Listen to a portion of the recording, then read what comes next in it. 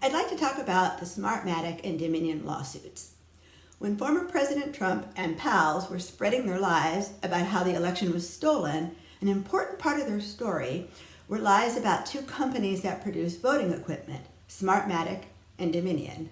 Now, these companies responded separately by filing libel lawsuits against Rudy Giuliani, Sidney Powell, Mike Lindell, Fox News, including a lot of the Fox News personalities. There are also credible rumors that we will soon see these companies filing libel lawsuits against Trump. These cases are very important because the fight against disinformation is being played out in the courts. How these cases play out will have important consequences for the future of American democracy. First, some definitions. Defamation is when you hurt someone's reputation. Slander is when you say something that hurts a person's reputation. Libel is when you publish the defamatory statements. If someone says something that damages your reputation, it has to cause you actual damage, and if it does, you can sue for defamation, either libel or slander. Now, I've long believed that libel cases are a way to fight against disinformation, and in fact, this is what's happening right now. So, the idea that you can say anything you want under the First Amendment is as nonsensical as the idea that personal liberty means you can do anything you want. You can't. You can't hurt people. You have the freedom to swing your fist, but not if it hits my nose.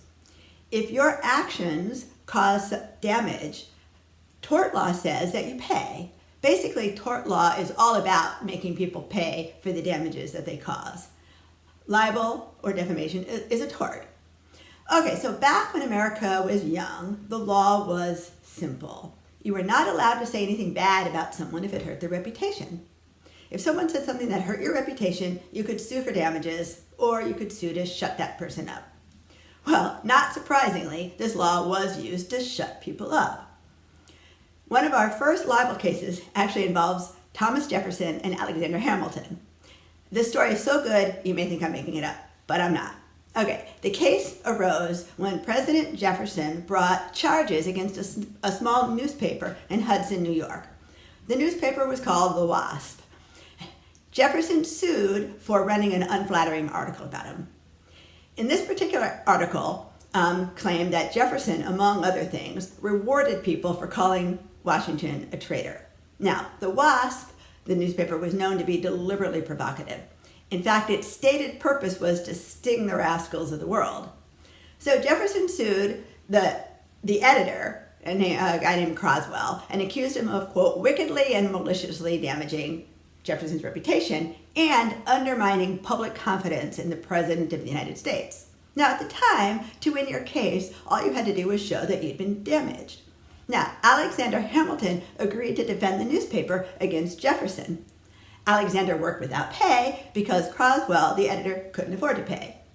Hamilton argued that the truth should be a defense in accusations of libel. Otherwise, there'd be nothing to stop tyrants. He based his arguments on the same ideals that motivated the Revolutionary War. He argued that in a democracy, as opposed to a monarchy, the press had an obligation to report bad behavior of those in office so that the public could make informed decisions. Hamilton won his case. The case is called People v. Croswell, and it stands as a landmark case for the freedom of the press. Now, the next case I want to tell you about happened when the civil rights movement was in full swing. The year was 1960.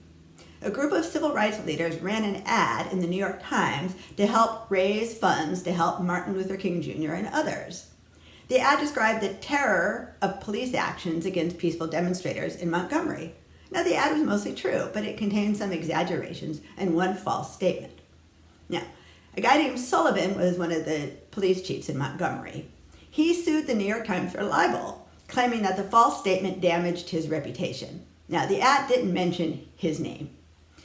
Really, what Sullivan and pals wanted to do was put the New York Times out of business because the New York Times was supporting civil rights for blacks.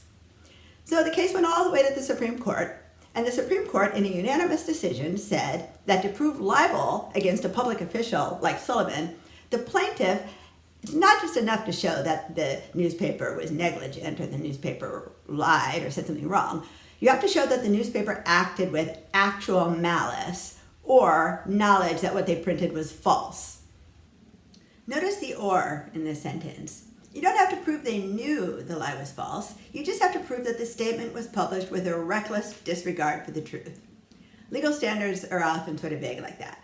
What does reckless disregard mean? Well, there you go. Welcome to the world of lawyering.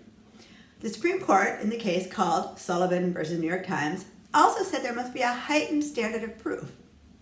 Most civil cases require that the plaintiff prove each element by a preponderance of the evidence. Think 51%. You're more certain than not. Criminal cases require a much higher standard because criminal defendants are being punished and stand to lose their freedom or even their life. Civil cases are often just about who has to absorb the cost of the damages. That's why in criminal cases, the prosecutor has to prove each element but beyond a reasonable doubt, which is the highest possible standard. So in the case of libel against a public figure, the Supreme Court said that the standard of proof is clear and convincing evidence, which is a standard that's higher than a mere preponderance, but not quite as high as the standard required in criminal cases, beyond a reasonable doubt. Okay, this gives protections to freedom of the speech. This gives protection to free speech and the free press, but not the freedom to do whatever you want and recklessly disregard the truth and tell lies that cause damage. So, in other words, if a public figure can show by clear and convincing evidence that a publication recklessly disregarded the truth when publishing a false statement, then the plaintiff wins. This brings us to Fox News and Dominion and Smartmatic. So as far as the public official or public figure standard, we have a question. Is Dominion a public figure or not? We don't really know how a court would rule on that. I think a good argument can be made that it isn't, even though it provides an important service for elections, which are obviously very, very crucial public service. If I were arguing that Dominion is not a public figure, I'd say, well, what about the paper company that produces the paper on which the ballots are printed?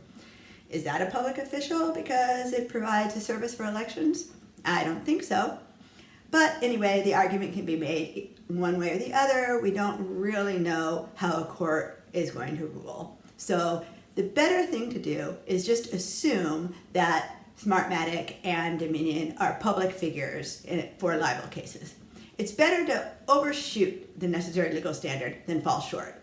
And in fact, that's exactly what Dominion and Smartmatic did in their filings. They assumed that the court's going to find that they're public figures, so they presented what they call clear and convincing evidence that the lies were spread with actual malice, actually disregard for the truth. So the complaint filed by Dominion is actually easy to read, and it's filled with evidence of actual malice.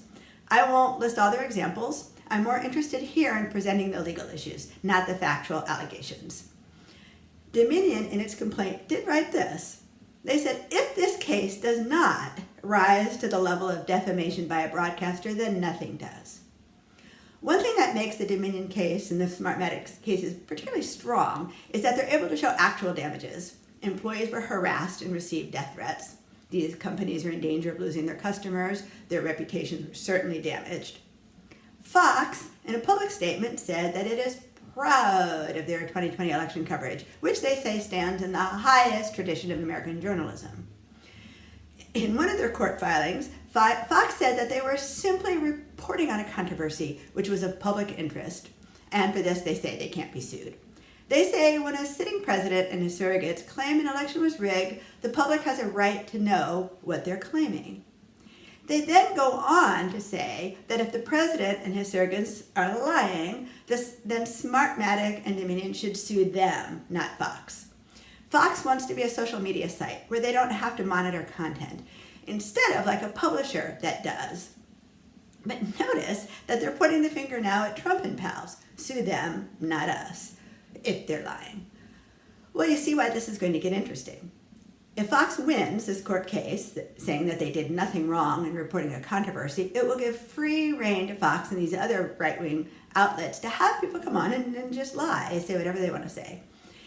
If they win, they're going to be able to announce that they operate in the highest tradition of American journalism. This, of course, will lend credibility to what we know is not actually reporting facts in journalism. Now, on the other hand, if Fox has to admit that they recklessly disregarded the truth, it gets a little easier to fight disinformation coming from these broadcasters. If Fox has to pay big bucks, they might even take more care in the future. Fox has filed what's known as a motion to dismiss the Smartmatic case. If they win that, it's all over. Fox wins. If not, the battle will continue. I suspect that this will continue, and I suspect that it will get even more interesting. And I'll report more to you later. Thank you.